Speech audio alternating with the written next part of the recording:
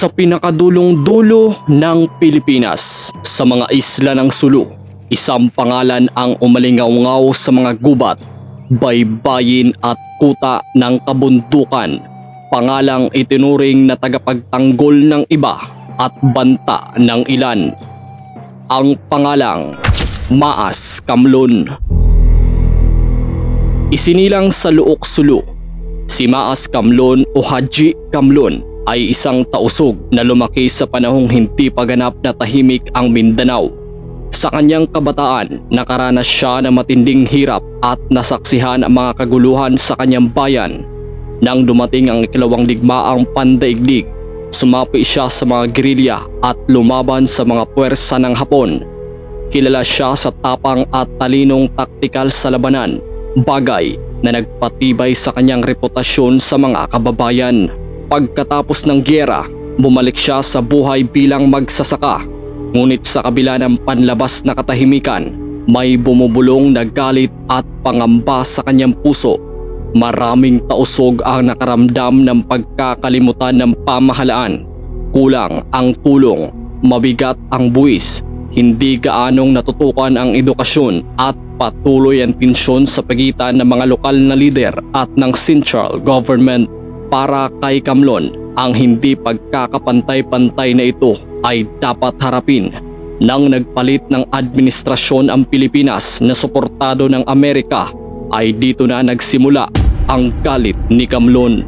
1948, sinimulan niya ang pagtitipon ng mga tauhan. Sa umpisa, iilan lamang silang may mga armas, mga dating gamit mula sa giyera. Ilan ay kupas at kalawangin, ngunit matindi ang determinasyon. Mula sa maliit na grupo, lumago ito hanggang sa higit 100 mandirigma at sa kalaunan, daan-daan pa ang sumanib. Ang mga engkwentro laban sa militar ay naging mas madalas at mas matindi. Hindi naman ito pinalampas ng gobyerno. Naglunsad ng malawakang operasyon sa lupa, dagat at himpapawid.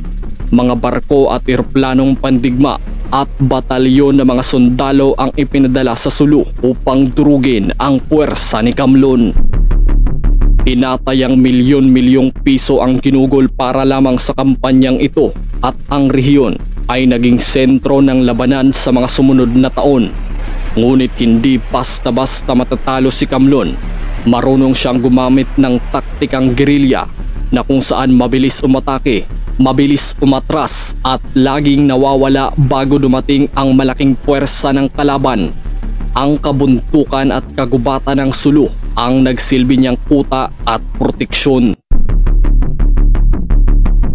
Isa namang pangyayari ang gumulat sa gobyerno ng Pilipinas at ng hanay ng kasundaluan nang durugin at pabagsakin nila ang hanay ng 7th Infantry Battalion ng Philippine Army na itinuturing na veteranong hanay ng mga militar. Dahil ang hanay na ito ang naisabak noong Korean War na kilala rin sa bansag na Ninita Troops. Isa ito sa pagkapanalo sa hanay ni Kamlon laban sa hanay ng militar. Ngunit noong Agosto taong 1952, isang makasaysayang pagkikita ang naganap. Nakipagpulong si Kamlon kay Defense Secretary Ramon Magsaysay sa harap ng kanyang mga tauhan, mga mamamayan at kinatawan ng pamahalaan. Isinuko niya ang ilan sa kanyang armas.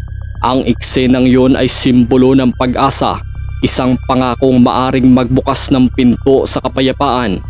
Subalit tulad ng maraming kasunduan, sa gitna ng digmaan, ang tigil putukan ay hindi nagtagal. Muling sumiklab ang tensyon at si Kamlon ay bumalik sa kabundukan upang ipagpatuloy ang pakikipaglaban. Ang sumunod na 3 taon ay nagdala ng matinding labanan, pagkasira ng kabuhayan at pagkawala ng maraming buhay.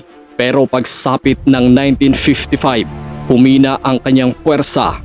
Marami sa kanyang mga tauhan ang sumuko at napatay sa giyera.